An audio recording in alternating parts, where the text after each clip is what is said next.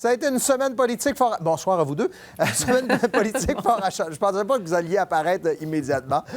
Il y a plusieurs dossiers qui vous concernent tous les deux, qui s'entrecroisent. Vous allez le voir ce soir. D'abord, Sébastien, je vais commencer avec vous. On vient d'entendre un extrait de ce qui s'est passé cette semaine à l'Assemblée nationale. Et là encore, on voit que le gouvernement a du mal à contrôler l'agenda, ce qu'on voulait faire en ce début de session. Le dossier de l'alcool au volant a baissé la limite permise. Bien là, c'est les libéraux qui ont ramené ça sur le tapis et la CAQ s'est retrouvée sur la défensive. Voilà, et les libéraux ont été extrêmement habiles dans ce dossier-là. Rappelez-vous du couple Bittard-Rivera la semaine dernière qui révélait qu'ils avaient dû payer 200 $ dans un cocktail de la CAQ pour avoir accès à la ministre Geneviève Guilbeault, alors qu'ils militent pour faire abaisser la limite d'alcoolémie. Les libéraux ont repris ça au bon en présentant une motion pour essayer de forcer le gouvernement à aller dans ce sens-là, donc réduire la limite de taux d'alcool, ce que la CAQ a refusé de faire. Et là, la CAQ se retrouve isolée.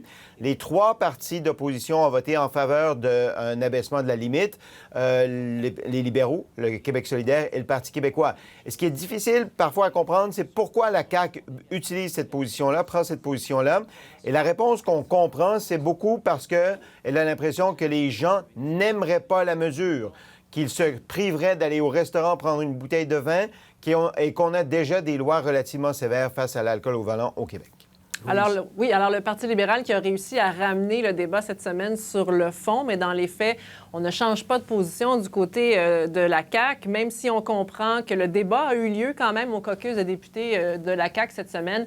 On est resté sur la même position. On voulait profiter du côté du Parti libéral pour, durant l'étude du projet de loi de Mme Guilbeault sur le Code de la sécurité, là, pour ajouter le point 0,5. Et moi, ça me permet de m'éloigner un peu du point 0,5 et vous ramener à des considérations un peu plus municipales, évidemment, parce qu'on a senti qu'il y a quelque chose qui accroche en ce moment entre le gouvernement du Québec à propos de ce projet de loi-là et l'administration Marchand. Et ça a fait sourciller bien des gens cette semaine parce que la Ville de Québec ne souhaite pas, comme c'est inscrit dans le projet de loi, qu'on impose un 30 km à l'heure dans les zones scolaires. Vous avez certainement entendu parler de cette histoire-là. Et donc, M. Marchand s'est attiré des critiques là-dessus.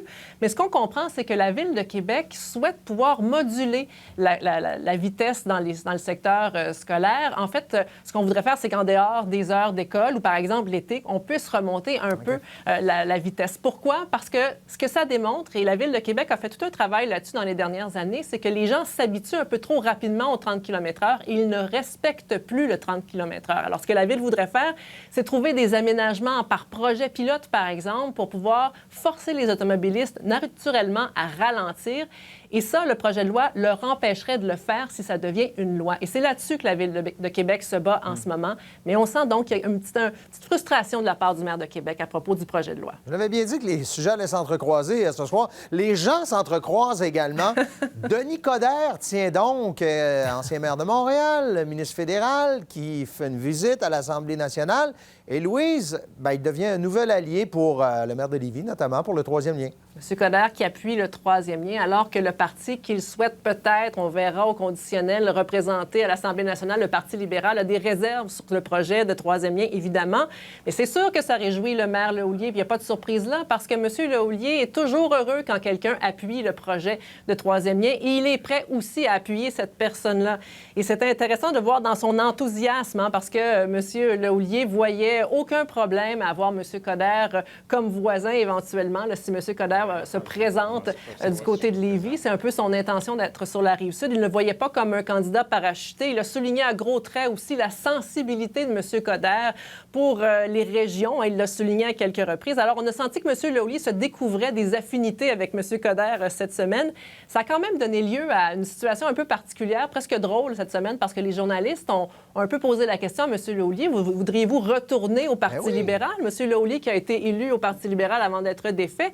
Et pendant quelques secondes, on a vraiment eu l'impression que M. Lehouillier y réfléchissait pour vrai. Alors, il a rectifié le tir aujourd'hui, il ferme la porte là-dessus, mais quand même, on a senti qu'il aimerait bien avoir un voisin aussi charismatique du côté de Lévis, puis il voit une possibilité de faire avancer aussi ses dossiers éventuellement. On ne l'a pas vu sur les images tantôt, puis on va le voir dans un instant, Sébastien. Drôle de situation, Paul Saint-Pierre Plamondon qui s'amène alors que M. Coderre s'adresse aux journalistes, alors que M. Coderre dit « Moi, je me présente en politique pour contrer la montée du souverainisme ». C'était particulier, ça. Oui, et Paul Saint-Pierre Plamondon vient lui serrer la main, ils sont bras dessus, bras dessous. Donc oui, a priori, ça peut paraître bizarre, deux adversaires politiques. Mais quand on prend un pas de recul, ce sont les meilleurs ennemis en politique, le Parti libéral et le Parti québécois, parce que pendant des décennies, ça a été les deux partis à l'avant-plan, parce que la question, c'était la question nationale. Êtes-vous souverainiste ou êtes-vous fédéraliste? Ouais. Puis depuis quelques années, c'est un peu passé à côté, ça a été mis de côté. Mais là, avec la montée du Parti québécois, ça revient un peu à l'avant-plan et c'est devenu le cheval de bataille de Denis Coderre.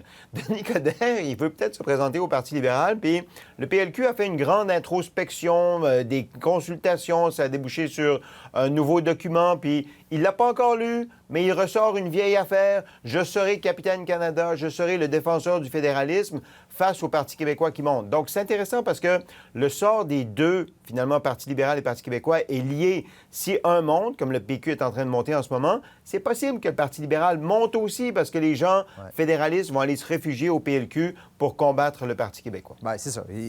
Et Denis Coderre en a vu d'autres. Il s'est très, très bien calculé. Louise, je veux qu'on revienne un instant sur ce qu'on a présenté un petit peu plus tôt dans ce téléjournal. On manque cruellement de logements.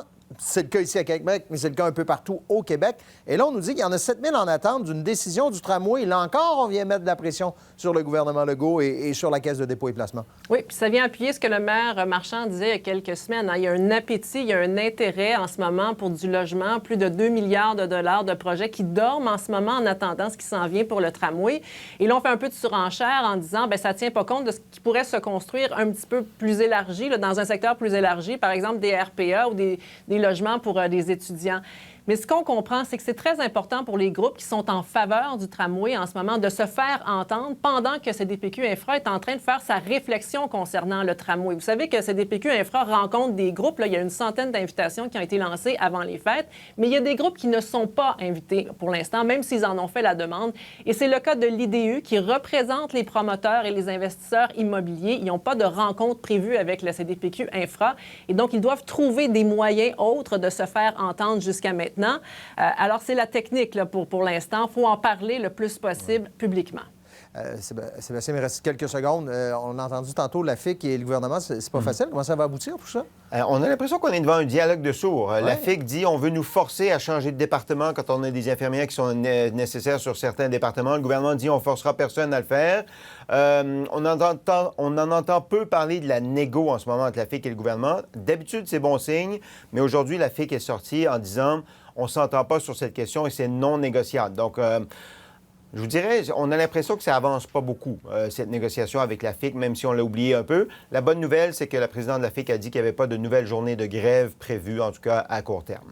Donc, on est condamné à se parler. Voilà, exactement. Et à s'entendre, éventuellement, à un moment donné. Il faut s'entendre. C'est à souhaiter. Merci beaucoup à vous deux. Passez une belle semaine. Au revoir. Au revoir.